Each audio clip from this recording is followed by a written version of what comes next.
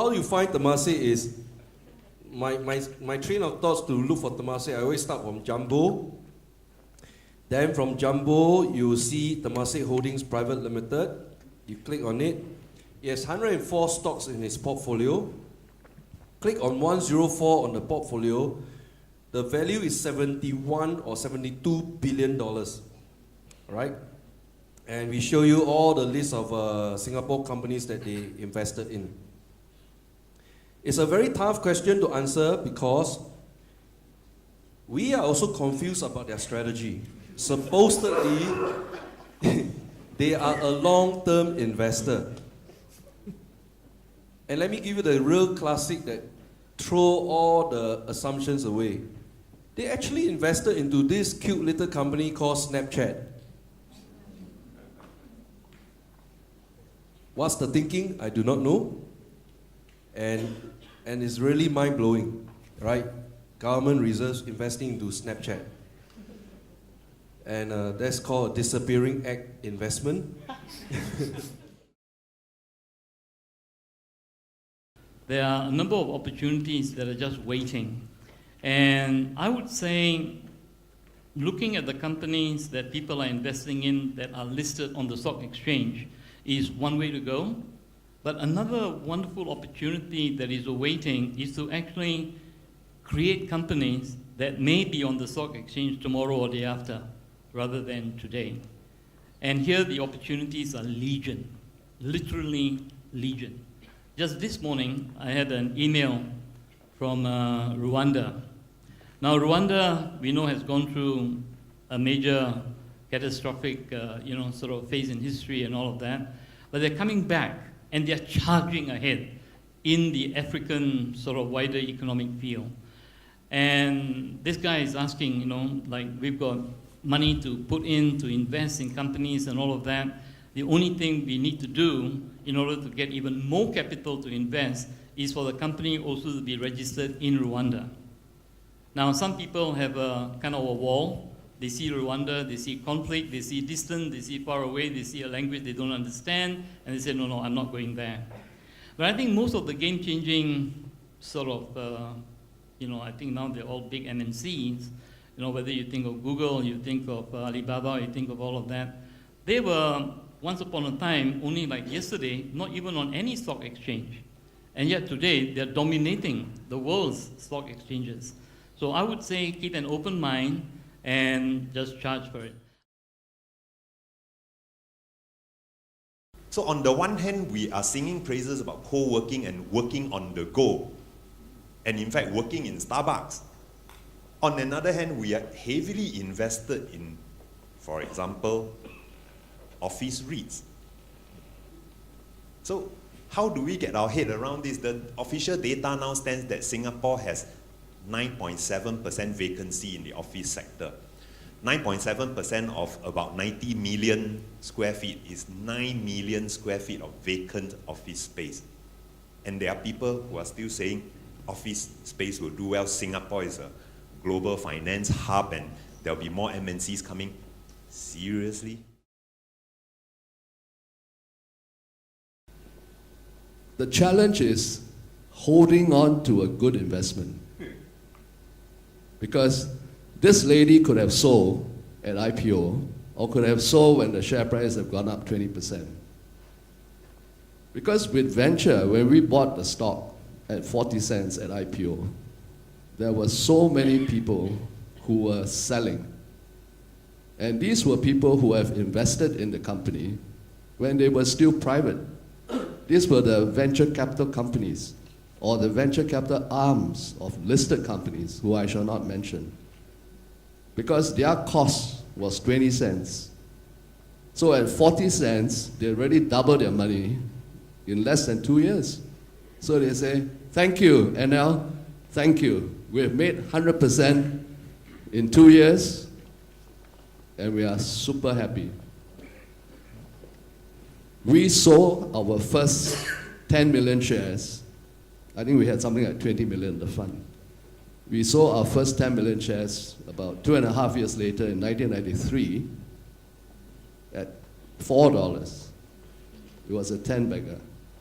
But the shares went up to 28 2 years later at its peak. So there you are. If you want to be a astute investor or smart investor or whatever you call it, if you have a good company, you have to stay with it for the long term, because it's easy to make the 20%, the 50%, or even the 100%.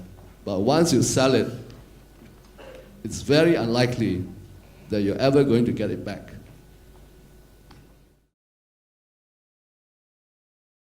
SGX, in multiple forums, they always brief the retail investors.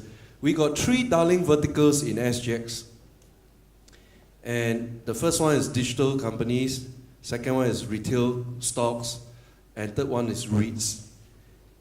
And because they are so successful in REITs, through time, Singaporeans are brainwashed to expect 4 to 5% return every year, collect rental income, never mind, just every year got the chance to attend AGM, tapao the food, go home, and have a lot of fun, curse and swear at the management team. So through time, it's really been ingrained. And one of the very important report, I would encourage all of you to download it at SGX website. It's actually prepared by Frost & Sullivan, called FinTech, can't remember the full title, but FinTech or Report or something like that, by Frost & Sullivan.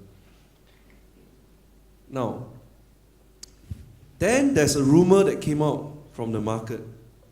They're going to create the 4th darling stock, or fourth darling sector. So I asked, what's the 4th darling sector? And they told me it's called TITS. I said, huh, TITS? How do you spell that? TITS. I said, what's TITS? Technology Investment Trust. I don't know, is it real or fake? But there's this thing going on around the market, whereby SGX right now will throw the focus, the limelight, into tech companies, and maybe group a few of them together, list as a TIT. TITS. TITS, coming back. TITS.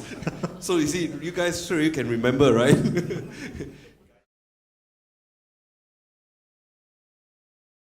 I think we have a very interesting problem in Singapore, and you have very, very undervalued companies. You have quality companies. I think you mentioned one of them, like Sunningdale, that's been producing, a solid CAGR growth, and who's not actually being truly appreciated by the market. Well, maybe now the market has started to appreciate it, but for years it was languishing. And why is that? I like to always zoom into some of the manufacturing is a very interesting sector for me. In the 90s, Singapore was manufacturing hub of the world, almost, right? And you spoke about venture, you spoke about all these other companies. But so many of these companies like Adampac, Armstrong, these small cap companies were taken private by our private equity companies, because they came in here, they looked at our client, they looked at these companies, right, and they said, holy crap, this is really, really cheap. These companies are generating cash like no other. And we got a problem when our investors, as you mentioned earlier, are looking to Australia, they're looking to Hong Kong, which is fair play, but they're thinking, look, if this is the PE band of our companies, that means this is the ceiling for me to make. And then, of course, you got your heavenly kings who are making a killing, of course, that you were mentioning. But I think this is the real problem that we have, right? If a foreign investor can come in and say, right, this is hell of a cheap, I'm going to take it out. I think we need to start looking at our own companies, and I think we need to start following our entrepreneurs and your blue whales and your millionaires and seeing what is the next step. 50 years ago, our economy was built up as trade entrepot. We had a few legs to our economy: oil and gas, offshore marine, transportation, logistics, and as recent as maybe 10 years ago, we were still talking about hub and spoke. We were talking about Singapore being the hub of all hubs, the mother of all hubs in the world. Today, with technology, it is point to point. the hub and spoke theory is simply going the way of Olivetti and the Abacus. But what do we have? We've got one more army general leading a company that we just sold to the French called NOL, right? How many years of losses have we been hanging on to? I wish that for that investment that Temasek had gone in and out as fast as Jumbo. But yet, they continue to hang on to it.